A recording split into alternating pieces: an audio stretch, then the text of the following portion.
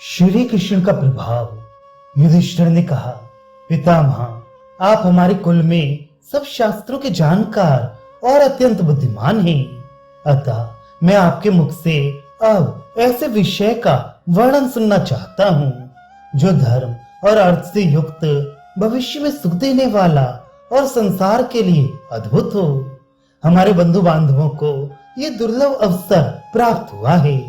आपके सिवा दूसरा कोई सब धर्मों का उपदेश करने वाला महापुरुष हमें नहीं मिल सकता। अतः इन भगवान श्री कृष्ण और संपूर्ण राजाओं के सामने मेरा और मेरे भाइयों का प्रिय करने के लिए आप पूछे हुए विषय का वर्णन कीजिए।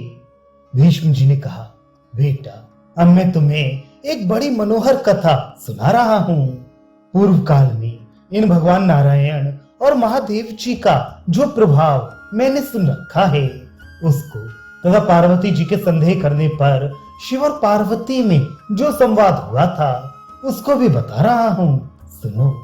पहले की बात है, धर्मात्मा भगवान श्री कृष्ण 12 वर्षों में समाप्त होने वाले व्रत की दीक्षा लेकर एक पर्वत के ऊपर कठोर तपस्या कर रहे थे।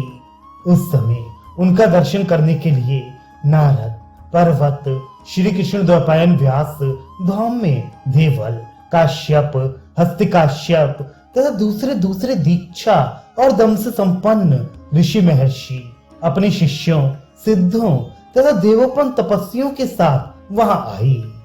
देवकी नंदन श्री कृष्ण ने बड़ी प्रसन्नता के साथ देवोचित उपचारों से उन महर्षियों का आतिथ्य सत्कार किया।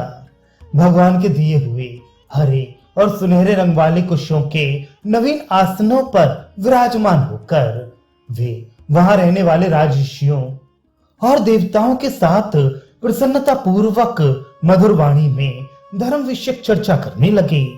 इतने ही में अद्भुत कर्म करने वाले भगवान श्री कृष्ण के मुख से उनकी व्रतचर्या से प्रकट हुआ तेज बाहर निकलकर वृक्ष, लता, झाड़ी, पक्षी, मृग समुदाय, शिकारी पशु और सर्पों सहित उस पर्वत को दग्ध करने लगा। उस समय नाना प्रकार के जीव जंतुओं का हाहाकार चारों ओर फैल रहा था। थोड़ी ही देर में उस पर्वत का शिखर जलकर खाक हो गया। वहां चेतन जीवों का नाम भी बाकी न रहा। उसकी स्थिति बड़ी दयनीय दिखाई देती थी। इस प्रकार ऊंची ज्वालाओं से युक्त उस तेज स्वरूप अग्नि ने पर्वत के समस्त शिखर को भस्म करके भगवान श्री कृष्ण के पास आकर शिष्य के भांति उनके दोनों चरणों में प्रणाम किया। तब भगवान ने उस पर्वत को जला हुआ देखकर उसके ऊपर अपनी शांत दृष्टि डाली। इससे वह पुनः अपनी पहली अवस्था में आ गया। वहां पूर्व की ही भांति प्रफुल्लित लताओं और हरे भरे वृक्षों की शोभा छा गई। पक्षियों का कलरव होने लगा तथा सभी जीव जंतु जीवित होकर विचरने लगे। यह अद्भुत और अचिंत्य घटना देखकर मुनियों को बड़ा विस्मय हुआ। उनके शरीर में रोमांच आया और नेत्रों में आनंद के आंसू भर आए। ऋषियों को इस प्रकार विस्मित होते देखकर नारायण स्वरूप भगवान श्री कृष्ण ने विनय और स्नेह से भरी हुई मधुर वाणी में पूछा, महर्षियों, आपका समुदाय तो सदा आसक्ति और ममता से रहित है। सबको शास्त्रों का ज्ञान है, फिर भी आप लोगों को आश्चर्य क्यों हो रहा है? ऋषियों ने कहा, भगवान, आप ही संसार को बनाते और आप ही पुनः उसका संहार करते हैं। सर्दी, गर्मी और वर्षा ये आप ही के स्वरूप हैं। इस पृथ्वी पर जितने भी चराचर प्राणी हैं, उन सबके पिता, माता, ईश्वर और उत्पत्ति के कारण भी आप ही हैं।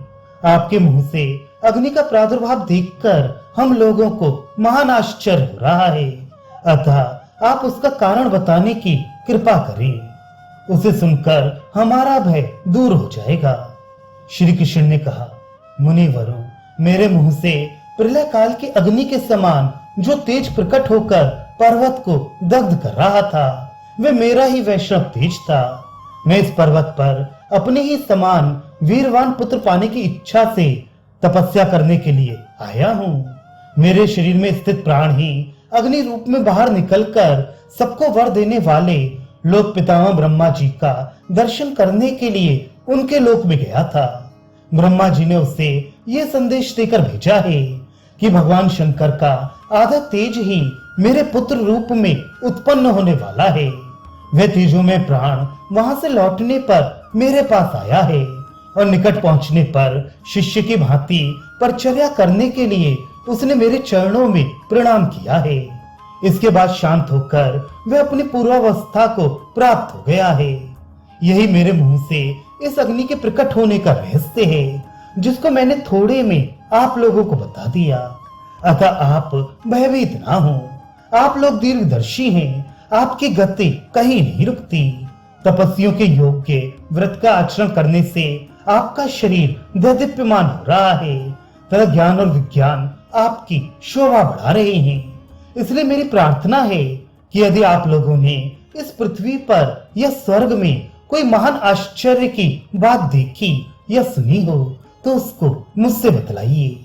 आप तपोवन के निवासी हैं, अतः आपके अमृत के समान मधुर वचन सुनने की मुझे सदा इच्छा बनी रहती है, क्योंकि सत्पुरुषों का कहा और सुना हुआ वचन विश्वास के योग्य होता है तथा वह पत्थर पर खिंची हुई लकीर की भांति इस पृथ्वी पर बहुत दिनों तक कायम रहता है। ये सुनकर भगवान के समीप बैठे हुए सभी ऋषियों को बड़ा विस्मय हुआ। वे कमल दल के समान खिले हुए नेत्रों से उनकी ओर देखने लगे। कोई उनका अभ्युदय मनाने लगा, कोई प्रशंसा करने लगा और कोई ऋग्वेद की अर्थयुक्त ऋचाओं से उनकी स्तुति करने लगा।